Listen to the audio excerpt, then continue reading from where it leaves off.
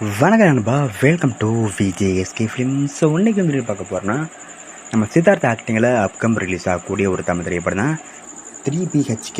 இந்த படம் எதிர்பார்ப்பு ஃபேன்ஸ் பற்றி நிறைய சொல்லலாம். அண்ட் இந்த படத்தை டேரக்ட் பார்த்தீங்கன்னா நம்ம ஸ்ரீ கணேஷ் இந்த படத்தை ரசிச்சிருக்காரு.